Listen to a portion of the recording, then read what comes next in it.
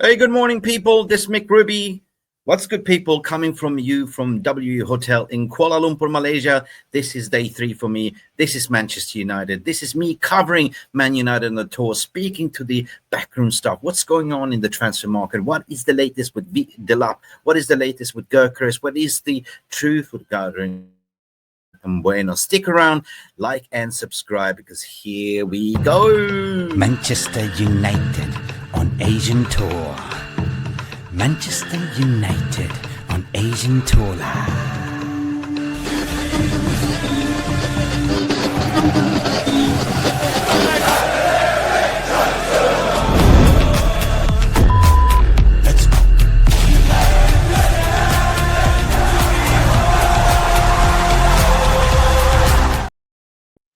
Hi, how you doing?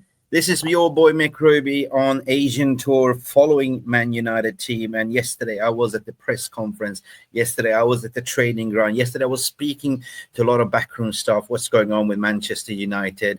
As there was alarming bells, I mean, it was a really poor press conference. I wasn't allowed to film, but I was there. And there was some Malaysian lady asking, what's his Mason Mount, like, I know you're planning to come and visit here on holiday, like, mate, he's already here on holiday. There was nothing more in terms of this. Is more of a tourist questionnaires. The only thing that was interesting was to ask about, is Manchester United going to spend this summer? And it looks like Ruben Amorim is falling for the Glazer trap again, because he was mentioning PSR rules, FFP, PSR rules, FFP. This is the implication of not winning the Europa League and getting that extra 100 million. Listen, it's going to be a tough one. I think that Man United will utilize this FFP card on the PSR the whole summer, not to spend money, just to lower down the expectations. And lo and behold, guys, this is what we're most likely going to hear over the summer as an excuse. We heard this story before, guys. But at the end of the day, I want to share a special video from yesterday as we were touring around. Here is the Manchester United stars on an open rooftop bus. There you have Xerxes. They have Matthias de Ligt. Xerxes is going up there. He's never been to Kuala Lumpur before. Saying hello to the fans. Open rooftop. Brilliant. The weather is about 32, 34 degrees. And that was what happening yesterday, in a way. I have more footage that I haven't really had the chance to compile. But what's going on with Liam Delap? There is some stories going that, Rob Dawson was saying it's almost a done deal. He's agreed personal terms and Man United. No, listen, Liam Delap is speaking to 4 different clubs at the moment. And Man United have put all eggs in one basket due to Wilcox's report that he's told the rest that I could lend him because I know him. Chelsea also know him. But people forgetting that Maresca was the under-21's coach managing him. So he's got the relationship as well. It's a funny story that is... Chelsea is that little stalker, right? Whatever Manchester United want, Chelsea's stalking like a lapdog, like a Chihuahua dog. So I don't know. And regarding Victor Gyokeres as well, we're going to speak about that later as well, because I got some inside stories from the backroom stuff that I managed to speak to. It was told that it's no other than Wilcox is pushing from this, Delap story, that he thinks, he's confident that he can land him because of the relationship. While on the other hand, what I've been told as well is that Ruben Amorim wants a more experienced striker. And this is the contradiction report. But who's got the power at the end of the day, right? Is it the sporting director or technical director, or is it what actually the manager knows? He needs to have a certain place to absolutely reshape the squad, because there's going to be a lot of outs. This window, kid me not, it's not going to be a lot about signings coming in. It's going to be lean down a squad to 22, from a 30 to 22 squad. There's going to be a lot of players, what I've been told, is going to leave this club in the summer.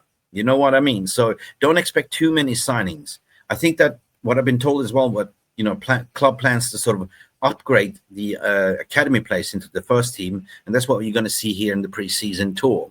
Now, what's going on with Victor Gyokeres? Florian Plettenberg was saying that it's almost off the table. He's the only one, according to my sources, that is telling this. Now, this is send a shock frenzy, because he doesn't want to come to Man United because we're not in the Champions League. This is absolutely bullshit. The talks still are ongoing. There is a genuine interest, and he's still, together with Liam Delap, the #1 target there. And that's what's going on at the moment. The transfer window hasn't really started yet, and people are still panicking. So listen, tranquilo, tranquilo, tranquilo. Players just finished the seasons. They're taking a little bit rest. There's a World Cup coming up for the clubs. That's going to be played in a couple of weeks' time as well. So listen, the summer window hasn't really opened, and why are people already talking about transfers? That's the thing. So as part, and I understand, and it's also understanding from the agents market as well, that Man United are still in talks with Gyokeres, trying to convince, presenting the project, the vision, but there's going to be a lot of outs as well. And media don't believe the lies, what they're saying. They're even threatening with Marcus Rashford to come back. He's not wanted at the tour. He's not wanted in the preseason tour either. He's not even wanted at the club. This is something that Ruben Amorim has said, I don't want him in my squad. Same with Jadon Sancho. Now, in guarding Mbueno, what's the story regarding that? There's a lot of smoke without fire. Yes, the club is genuinely interested to sign 2 number 10s. Mbueno is one of them. Bryan Mbueno, you know? But there's no talks being held because everyone is in Malaysia, including Omar Barada and everyone else. So there's no talks. Of course, there's intermediate talks in between. But it's still early days, you know what I mean? But Man United do definitely have interest in Ryan Cherki as well. But if they look at the physicality, what Ruben Amorim needs in that style of play, it is an Mbueno, the physicality, the versatility. Same with Gyokeres, versatile. But there's one thing that they are looking at Delap before. It's not. I would say I've been told it's not the first priority signing. This is the plan B signing, right? If we don't get Gyokeres, or if we don't get a more experienced striker, Man United are always pivoting towards Liam Delap. But the thing is, are they going to bottle it? Because Delap is smart. Delap is going around doing the rounds, speaking to Newcastle, speaking to Chelsea, speaking to multiple clubs to understand and pick. Apparently, there's some reports already jumping the gun to say he's agreed personal term with Man United. Well, listen, newsflash, you can agree multiple terms with multiple clubs, but still, who do you pick at the end of the day, right? Anyone can then go to trigger the release clause, 30 million with Ipswich, and negotiate the installment plan, but it is far-fetched as so far. So media is putting this like in expectations that, yeah, he's gonna sort of make up his mind before the end of this week, always setting a timeline, right? The same with Bruno Fernandes, you know? We've been hearing that Al Hilal said to Bruno, you have 2 weeks to sort of accept this offer. Now it's 72 hours. Now it's sort of pushing the bar and limit. And Bruno Fernandes is here on Asian tour. I just saw him yesterday, smiling, being happy. He ain't going nowhere. He doesn't want to go, as per my understanding. So who's putting this story? The Saudi said, you have 72 hours, Habibi, to make up your mind, or we will walk away. No. Listen, if you want Bruno, you will not put limits 72 hours. You will sit there and wait, right? It's like a marriage proposal. You propose. You're not going to go and it's like, okay, if you reject me, Habibi, I go to number 2, like Fatima. Hey, no, I marry Mo Salah. That's not the way it works. Like, if Saudi really wants him, they made the proposal, and they will not put a pressure. Right? Bruno will not answer because he's now enjoying his Asian tour.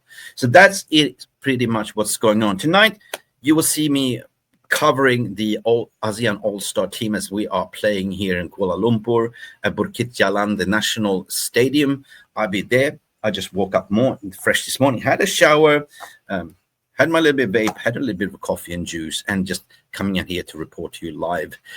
Hopefully, we could see a lot of goals. I'll be filming from the stadium. I have press pass, and later on, I will release more training videos and more press conference video. I simply haven't had time to do that. But listen, this has been Mick Ruby from MUFC Realist TV. Guys, it's the first time you watch. Please do me a massive favor. That's the breaking what you should do. Bare minimum.